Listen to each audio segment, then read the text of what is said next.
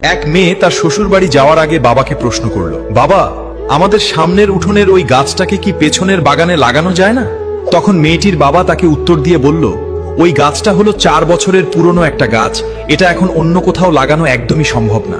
এখন যদি এই গাছটাকে অন্য কোনো জায়গায় নিয়ে লাগানো হয়, তবে সেটা নতুন মাটিতে নিজেকে মানিয়ে নিতে পারবে না এবং গাছটা মরে যাবে। নিজের বাবার মুখে এই কথা শোনার পর মেয়েটা তখন হাউমাউ করে কাঁদতে কাঁদতে বাবাকে বলতে লাগলো, আচ্ছা বাবা, একটা কথা বলো তো, 4 বছরের একটা পুরনো গাছ যদি অন্য জায়গায় নিজেকে মানিয়ে নিতে না পারে, নতুন মাটিতে নিজেকে একদমই বাঁচিয়ে রাখতে না পারে, তাহলে আমি তো তোমার এই ঘরে 20 বছরের পুরনো একটা মেয়ে।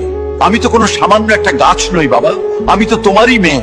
তাহলে তুমিই বলো, আমি কিভাবে অন্যের একটা নতুন বাড়িতে গিয়ে নিজেকে মানিয়ে নিব আর নিজেকে সম্পূর্ণ বাঁচিয়ে রাখবো বাবা?